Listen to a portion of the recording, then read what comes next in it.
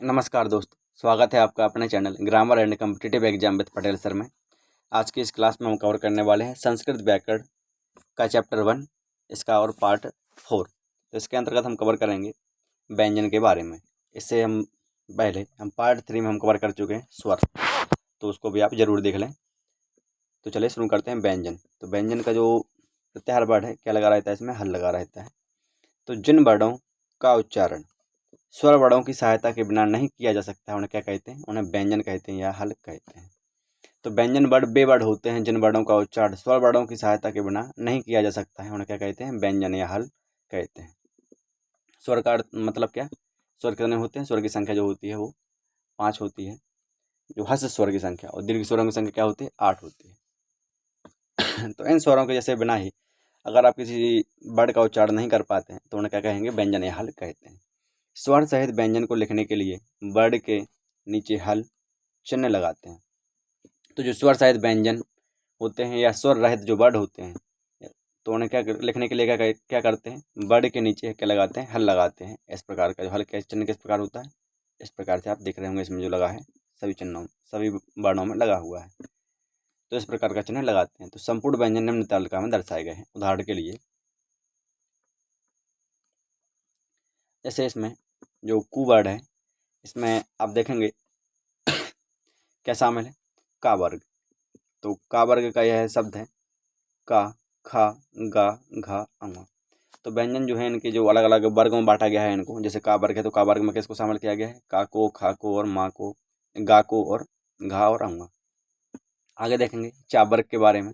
तो चा वर्ग के अंतर्गत किन किन को शामिल किया गया है? चा के अंतर्गत चाकू, छा, जा, झा, ईंट।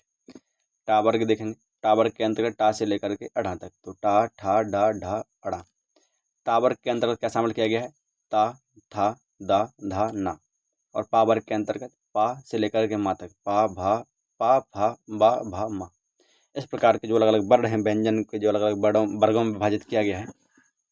और सभी जो व्यंजन वर्ड होते हैं उनके अंतिम में क्या लगाते हैं? हल लगाते हैं उनके नीचे। इस प्रकार से आप देख पाएंगे।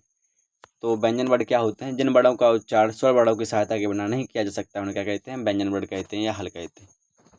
और स्वर रहित व्यंजन जो होते हैं उनको लिखने के लिए या दर्शाने के लिए वर्ड के नीचे क्या लगाते हैं? हल लगाते हैं। और इनको अलग अलग वर्गों में बांटा गया है। इसमें का वर्ग, चा वर्ग, टा वर्ग, ता वर्ग, पा वर्ग है, जिसमें इसका प्रथम अक्षर से लेकर के अंतिम अनुनासिक शब्दों तक इनको लिया जाता है। और इसके जो प्रत्येक वर्ग है, का वर्ग हो, चाहे चा वर्ग, चाहे पा वर्ग, चाहे मा वर्ग, ता वर्ग या पा वर्ग, तो इसका जो अंतिम अक्षर है 5वां वर्ण प्रत्येक वर्ग का, तो आप देख पा रहे होंगे वो क्या है? अनुनासिक वर्ण है। अंगा, ईंट, अड़ा, ना, मा। इस प्रकार से तो आप इसको भी याद रखेंगे। आगे देखते हैं व्यंजन के अंतर्गत जो व्याकरण है इस संप्रदाय में इन 5 वर्गों को कु, चू, टू, तू, पू नाम से जाना जाता है। जो 5 वर्ग हैं इनको इन नाम से जाना जाता है व्याकरण संप्रदाय में। तो आगे देखेंगे अंतस्थ व्यंजन के बारे में। जो अपने वर्ग तो सब देख ले, 5 वर्ग के अलग अलग वर्ग होते हैं। का वर्ग, चा वर्ग, टा वर्ग, ता वर्ग और पा वर्ग। इनमें 5-5 वर्ड शामिल होते हैं। इनका जो अंतिम वर्ड होता है वो अनुनासिक होता है। ठीक है, आगे देखेंगे हम अंतस्थ व्यंजन क्या होते हैं। तो अंतस्थ व्यंजन या, रा, ला, वा। अंतस्थ व्यंजन 4 अंत की संख्या जो है वह 4 है। या, रा, ला और वा, इसको आप याद रखेंगे। इसी प्रकार से पूछते हैं कि अंतस्थ व्यंजन में से अंतस्थ व्यंजन कौन सा है, तो आपको बताना पड़ेगा कि कौन है। आगे देखेंगे ऊष्म व्यंजन। तो ऊष्म व्यंजन या संघर्षी व्यंजन किसे कहते हैं? सा और षटकोण, सपेरा वाला सा और हा। तो इसमें जो सभी सा हैं, सलजम वाला सा और षटकोण वाला सा और सपेरा वाला सा और हा, तो इन सभी 4 वर्णों को शामिल किया गया ऊष्म या संघर्षी व्यंजन के अंतर्गत। तो आप इसको भी याद रखेंगे।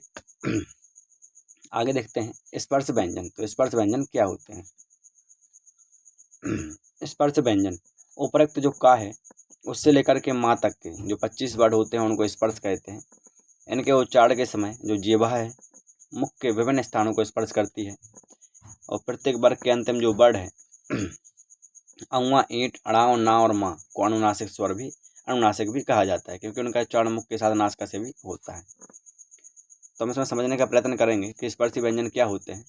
जैसे ऊपर स्पर्शी व्यंजन के अंतर्गत जैसे उपरोक्त का वर्ड से लेकर के माँ तक के जो सभी 25 वर्ड हैं इनको क्या कहते हैं? स्पर्श कहते हैं, क्योंकि इनके उच्चारण के समय जो मुख होता है, इस मुख के साथ साथ आपको मुख के जो विभिन्न स्थान होते हैं या जीवा जो होती है जो मुख के विभिन्न स्थानों को स्पर्श करती है उच्चारण के समय, तो उन्हें क्या कहते हैं? स्पर्श व्यंजन कहते हैं। और अनुनासिक व्यंजन किसे कहते हैं?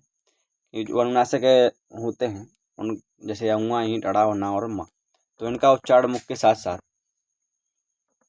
इनके उच्चारण के समय क्या करना पड़ता है कि मुख के जो मुख तो इसके साथ मुख से तो बोलना ही पड़ेगा, लेकिन इनको बोलने के समय अउआ है, चाहे ईंट हो, चाहे अड़ा हो, चाहे ना हो, चाहे मा हो, तो इनको बोलने के समय आपको नासिका की भी सहायता लेनी पड़ती है।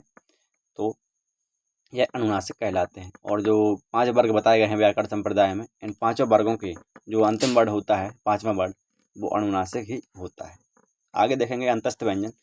अंतस्थ व्यंजन क्या होते हैं, तो आप देखेंगे अंतस्थ व्यंजन क्या होते हैं। या, रा, ला, वा वर्णों को अंतस्थ कहते हैं। इन्हें अर्धस्वर भी कहा जाता है। इसको आप पहले भी पढ़ चुके हैं।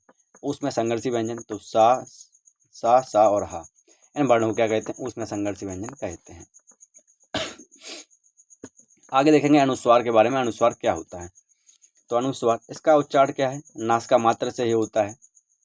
यह सर्वथा स्वर के बाद ही आता है तथा जैसा कि उदाहरण के तौर पर अहम है, तो अहम इस प्रकार भी आप लिख सकते हैं हमको, लेकिन सामान्यतः इसमें जो माँ है वो व्यंजन वर्ड से पहले अनुस्वार में परिवर्तित होता है। आप यह भी देखते हैं कि इसका जो अहम है, इस शब्द को हम लिख तो सकते हैं इस प्रकार से, ऐसा इसमें लिखा है, लेकिन इसका जो माँ वर्ड है वो किससे पहले यूज होता है, व्यंजन वर्ड से पहले। माँ व्यंजन वर्ड से पहले अनुस्वार में परिवर्तित हो जाता है। इस प्रकार से हम लिख सकते हैं उसको। तो जो इसका माँ व्यंजन वर्ड है तो वो किस में परिवर्तित हो जाता है, अनुस्वार में। तो हम इसको इस प्रकार से लिख सकते हैं अहम।